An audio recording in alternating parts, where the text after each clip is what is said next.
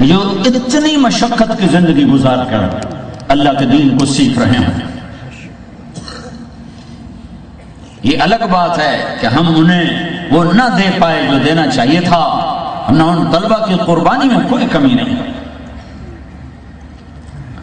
تو بر صغیر میں جب 1857 میں مکمل طور پر اسلامی سلطنت گر گئی تو 1834 میں لارڈ میکالے آیا تھا یہاں نظام تعلیم کو مرتب کرنے کے لیے.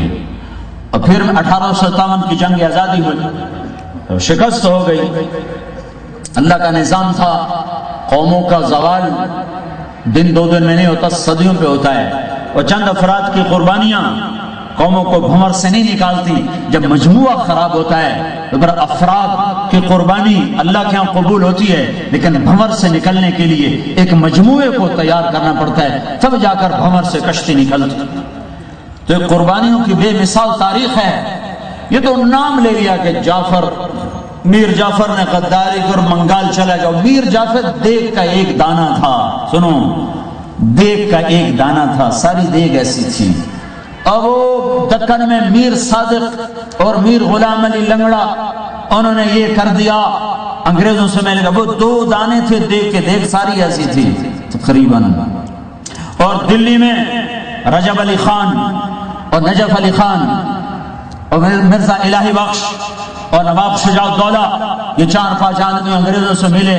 یہ بھی ساری دیگ کے دانے تھے، دیگ ساری خراب ہو چکی تھی. قوموں کے زوال چند لوگوں کی برائی سے نہیں آیا کرتے. قوموں پہ زوال اس وقت آتا ہے جب اکثریت نافرمان ہو. انہلک وفینا الصالحون. میری ماں عائشہ نے پوچھا یا رسول اللہ، نیکوں کے ہوتے ہوئے بھی ہلاک ہو جائیں؟ کہ نعم اذا کثر الخبث. جب گناہ غالب آئیں گے نیکوں کے ہوتے ہوئے ہلاک ہو جائیں. لیکن انگریز کی پوری سازش تھی کہ یہاں اسپین بنا دینا ہے. اسپین 800 سال حکومت کرنے کے بعد وہاں 8 مسلمان بھی باقی نہ بچے. ایسا نظام بنا دیا انہوں نے. 50 سال تک کتب خانے جلتے رہے. اتنی کتابیں چھوڑ گئے تھے مسلمان، 50 سال تک کتب خانے جلتے رہے. اور پھر ایک وقت ایسا آیا کہ اسپین میں 8 مسلمان باقی نہ رہے. اس سے زیادہ طاقتور حکومت تھی انگریز کی کہ یہاں بھی وہی کر دیا جائے اور ایک نہ چھوڑا جائے. چند فقیروں کو خیال آیا کہ اب تو جان کے سودے کرو اور چٹائی کے اوپر بیٹھو، پیٹ پہ پتھر باندھو. جنوں کے شہر میں سر بیچتے تھے مفت دیوانے، ادا کرنے یہی خوش رسم ہم بازار میں آئے. ایک گمنام سا آدمی محمد قاسم، اس کو دنیا اسلام سے جانتی ہے، اس نے ایک چھپر ڈالا، ایک مسجد بنائی. مسجد کی چھت کے پیسے نہیں تھے، مسجد بغیر چھت کے رہی. وہ پریشان ہے. رات کو اللہ کے نبی کی زیارت ہوتی ہے. قاسم کیوں پریشان ہو؟ یا رسول اللہ مسجد کی چھت نہیں بن رہی. کہا تو فکر کی کیا بات ہے، بیت اللہ بھی تو ہزاروں سال چھت کے بغیر ہی رہا. بیت اللہ پہ چھت پڑی میرے نبی کے زمانے میں، جب میرے نبی کی عمر 35 سال، 4000 سال کے بعد بیت اللہ پہ چھت ڈالی قریش نے. جب حتیم کو باہر کیا اور اس کو مربع شکل بنا کے اوپر چھت ڈالی ہے. اس سے پہلے چھت کے بغیر تھا. دیوبند کی چھوٹی سی بستی میں ایک انار کے نیچے محمود استاد تھا، محمود شاگرد تھا. انہیں نہیں پتا تھا کہ یہ الف با تا ثا میں کیا تاریخ چھپنے والی ہے اور کیا آگے ہونے والا ہے. چند نفوس نے پیٹ پہ پتھر باندھے اور اسلام کی حفاظت کے لیے 1864 میں ایک چھوٹا سا مدرسہ. پہلے مدرسے نہیں تھے، علماء تھے، لوگ ان سے سیکھنے جاتے تھے اپنے اپنے طور پر. ان کی اپنے اپنے درسگاہیں تھیں. ایک اجتماعی نظام مولانا قاسم صاحب رحمۃ اللہ علیہ کے ہاتھوں اللہ نے دلوایا. اور اس چھپر کے نیچے سے ایک طائفہ، ایک جماعت نکلی جو نے اس بر صغیر میں صرف اسلام کو باقی نہ رکھا بلکہ 7 بر اعظم اس کو پہنچانے کے نظام بنا دیے. ایک عجب قافلہ گزرا.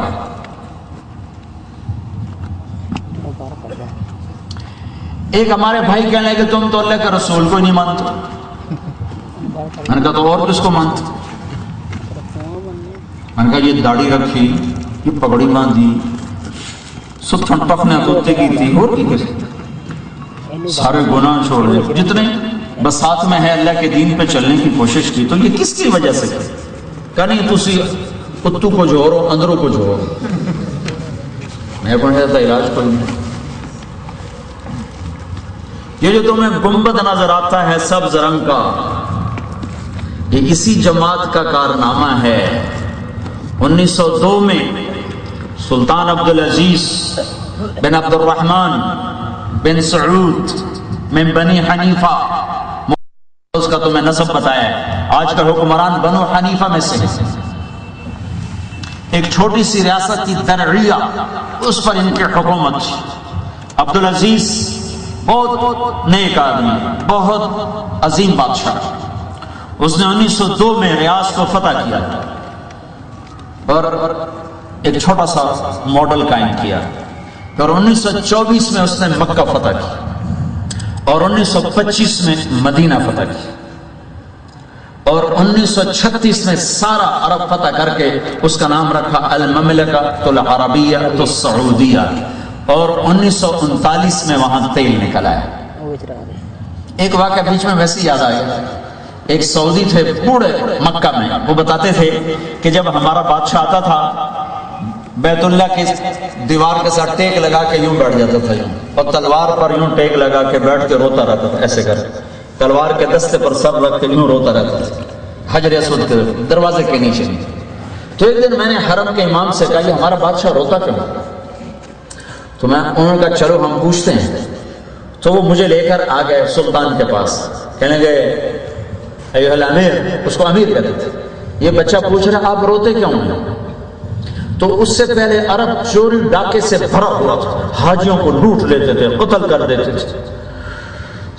امیر یہ بچہ پوچھ رہا ہے آپ رو کیوں رہے ہیں؟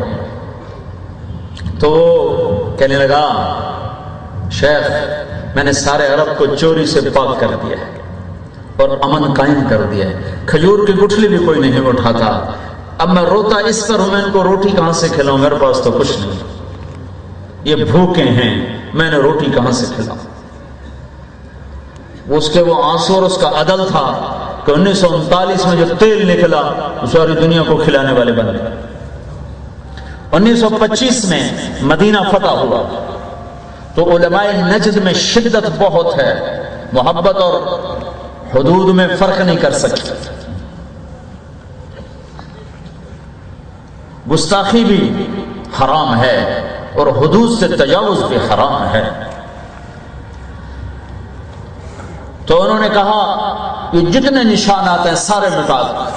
تو جنت البقیع کے سارے نشان مٹا دیے، امہات المومنین کے، صحابہ کے، اہل بیت کے، آل رسول کے سب نشانات تھے، سب مٹا دیے. انہوں نے کہا یہ سبز گنبد بھی توڑ دیا جائے، قبر پہ گنبد بنانا منع ہے. اور بالکل صحیح بات ہے، منع ہے، قبر پہ گنبد بنانا منع ہے، تو توڑ دیا جائے. جب یہ فتویٰ پھیلا دنیا میں تو اس پہ رد عمل ہوا کہ یہ کیوں توڑا جائے.